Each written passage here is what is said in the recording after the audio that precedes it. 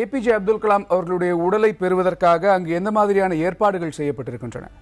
கணேஷ், நிச்சயமாக அதை குறிப்பாக இப்போ தற்போது நாம ராமேஸ்வரம் பேருந்து நிலையம் எதிரே உள்ள ஒரு திடலில் தான் இருக்கோம். மறைந்த முன்னாள் குடியரசுத் தலைவர் டாக்டர் ஏபிஜே அப்துல் கலாம் அவர்களுடைய உடல் இன்னும் இன்று மதியம் சரியாக 1 மணி அளவில் இந்த பகுதியில் நாம் நின்று கொண்டிருக்கும் இந்த பகுதிக்கு கொண்டு வரப்படுகிறது. மதுரையிலிருந்து ஏற்கனவே அவர்கள் திட்டமிட்டபடி ஹெலிகாப்டர் மூலம் இங்கே உச்சிப்புலி பகுதிக்கு கொண்டு வரப்பட்டு அங்கிருந்து முழு அரசு மரியாதையுடன் பாதுகாப்புடன் அவருடைய உடலானது இந்த பகுதிக்கு கொண்டு வரப்பட இருக்கிறது. அதற்கான விரிவான பாதுகாப்பு ஏற்பாடுகள் ஒருபுறம் செய்திருந்தாலும் மறுபுறம் அதற்கான அவருடைய உடலை வைப்பதற்கான அந்த சிறிய ரக மேடை ஒன்று அமைக்கப்பட்டுள்ளது. அதற்கான பணிகளை தான் இப்ப நடைபெற்று வருகிறது. தொடர்ந்து இங்கு மாவட்ட நிர்வாகம், காவல்துறை, வருவாய்த்துறை அனைவருமே இந்த பணியில் ஈடுபட்டு இருக்காங்க.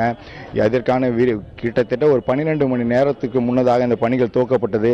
தற்போது அந்த பணிகள் இன்னும் ஓரளவு முழுமையாக அந்த பணிகள் நடைபெற்றுக் கொண்டிருக்கின்றன. இன்னும் முழுமையடையவில்லை. இன்னும் சில மணி நேரங்களில் அந்த பணிகள் முழுமடைந்துவிடும். இது ஒரு புறம் இருக்க, இதற்கு முன்னதாக நாம் ஏற்கனவே பதிவு செய்தது போல் இது முக்கியமான ராமேஸ்வரம், ராமநாதபுரத்திலிருந்து ராமேஸ்வரம் செல்லக்கூடிய அந்த பிரதான சாலையில தான் இந்த பகுதி, பேருந்து நிலையம் எதிரே அவருடைய உடலை வைப்பதற்கான அந்த இடமும் தேர்வு செய்யப்பட்டு நேற்று மாவட்ட நிர்வாகம், மாவட்ட ஆட்சியர் அனைவருமே இதற்கான பணிகளை துவக்கினாங்க. தொடர்ந்து இப்பகுதியில் இப்ப அனைவரும் ஈடுபட்டு வராங்க. இது ஒரு புறம் இருக்க, இதனுடைய நான் நின்று கொண்டிருக்கும் வலதுபுற பகுதியில் பார்வையாளர்கள், குறிப்பாக பொதுமக்கள் நேரடியாக வருவதற்கு விரிவான பாதுகாப்பு ஏற்பாடுகளுடன் அந்த தடுப்பு கட்டைகள் அமைக்கப்பட்டு, கம்பி வேலிகள் அமைக்கப்பட்டு அவை முறையான அந்த பணிகளும் நடைபெற்று வருகிறது. தொடர்ந்து இதுக்கான ஏற்பாடுகளை மாவட்ட நிர்வாகத்தினர் செய்து வராங்க. கணேஷ், எத்தனை போலீசார் அங்கு பாதுகாப்பிற்காக குவிக்கப்பட்டிருக்கிறார்கள்? ஏன்னா நரேந்திர மோடி அவர்களும் இறுதி சடங்கில் பங்கேற்பதற்காக வர இருப்பதாக தகவல்கள் வந்திருக்கின்றன. பாதுகாப்பு ஏற்பாடுகள் எப்படி இருக்கிறது?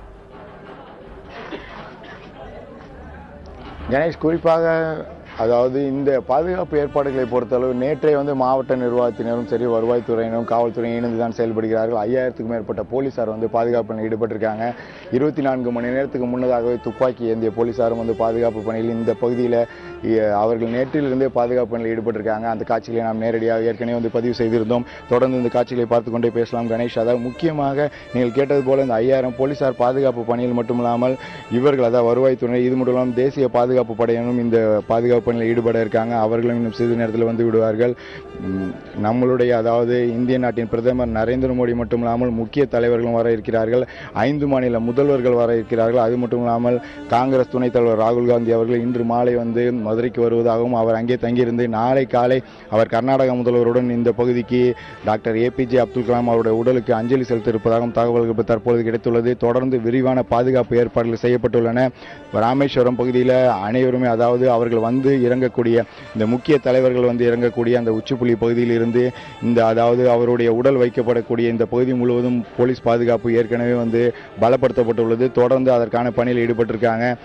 அடுத்ததாக இன்று மாலை அவருடைய உடலானது, கலாம் அவர்களுடைய உடலானது அவருடைய இல்லத்தில் கொண்டு வைக்கப்பட்டு நாளை காலை அவர் இல்லத்தில் இருந்து இறுதி அஞ்சலி செலுத்துவதற்கான அந்த ஊர்வலம் புறப்படும் எனவும் அவர்கள் உறவினர்கள் தெரிவிச்சிருக்காங்க. கணேஷ்.